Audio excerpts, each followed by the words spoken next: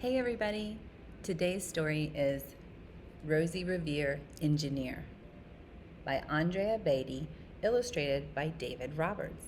It's a great story about success and failures. Let's have a read.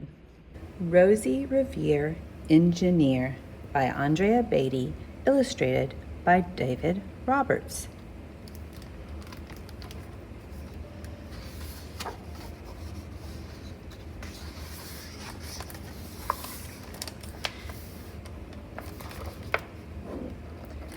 This is the story of Rosie Revere, who dreamed of becoming a great engineer. In Lila Greer's classroom at Blue River Creek, young Rosie sat shyly, not daring to speak. I wonder which one she is. Oh, I think maybe this is her. Oh, I was right. But when no one saw her, she peeked in the trash for treasures to add to her engineer's stash. And late at night, Rosie rolled up her sleeves and built in her hideaway under the eaves.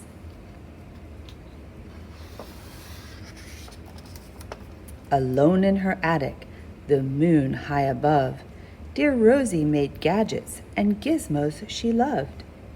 And when she grew sleepy, she hid her machines far under the bed where they'd never be seen. She's very shy. When Rosie was young, she had not been so shy. She worked with her hair swooping over one eye and made fine inventions for uncles and aunts, a hot dog dispenser and helium plants.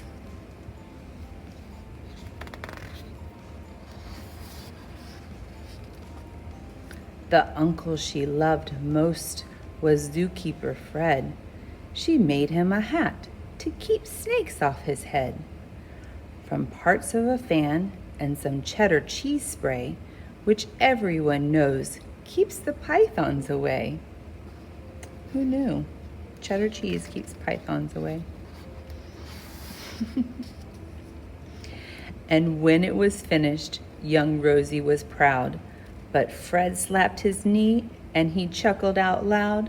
He laughed till he wheezed and his eyes filled with tears, all to the horror of Rosie Revere, who stood there embarrassed, perplexed, and dismayed. She looked at the cheese hat and then looked away. "I love it," Fred hooted. "Oh, truly I do." But Rosie Revere knew that could not be true. She stuck the cheese hat on the back of her shelf, and after that day kept her dreams to herself. Aww. And that's how it went until one autumn day, her oldest relation showed up for a stay.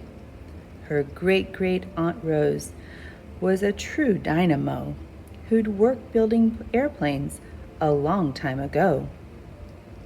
She told Rosie tales of the things she had done and goals she had checked off her list one by one.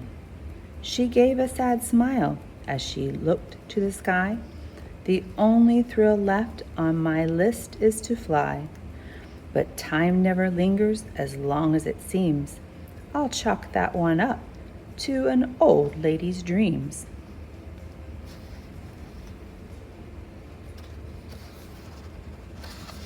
Oh, look.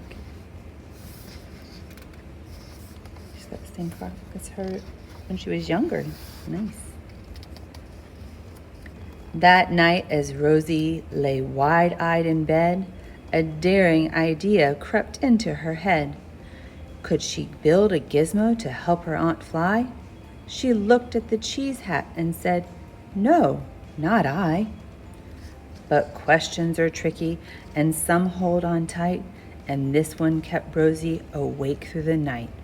So when dawn approached and red streaks lit the sky, young Rosie knew just how to make her aunt fly.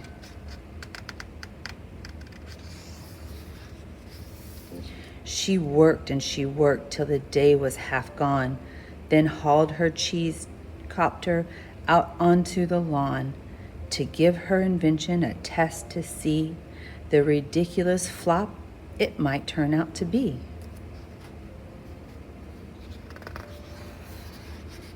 It's pretty brave.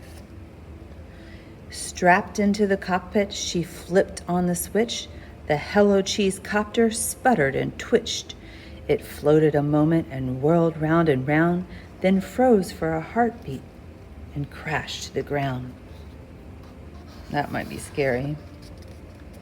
Then Rosie heard laughter and turned round to see the old woman laughing and slapping her knee. She laughed till she wheezed and her eyes filled with tears, all to the horror of Rosie Revere.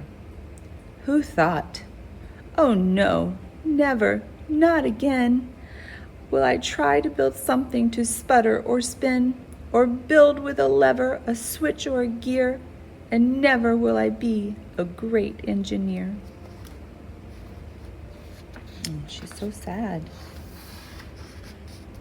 She turned around to leave, but then Great Aunt Rose grabbed hold of young Rosie and pulled her in close and hugged her and kissed her and started to cry.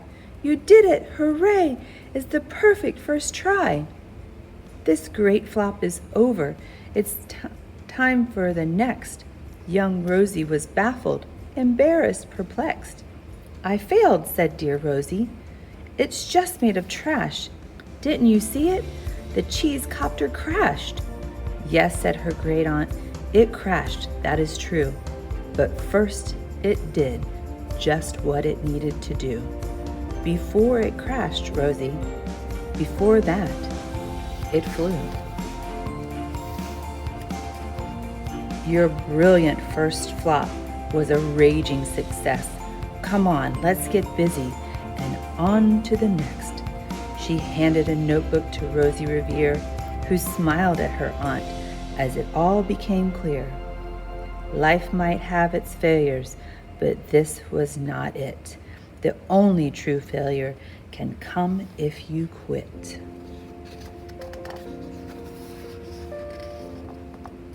They worked till the sun sneaked away to its bed. Aunt Rose tied her headscarf around Rosie's head and sent her to sleep with a smile ear to ear, to dream of the bold dreams of a great engineer. At Blue River Creek, all the kids in grade 2 build gizmos and gadgets and doohickeys too.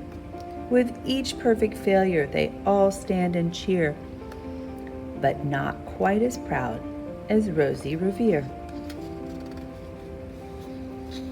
All these different inventions. Look at that one, the disco light. Springing shoes. What else do we have here? Oh, a car made from a log. I wonder what this does. These are hot water bottles strapped to their feet. Oh, here's Iggy Peck Architect. Oh, what is this? Oh, look, you can see all around you. He must be afraid of getting hurt because he's got a helmet on.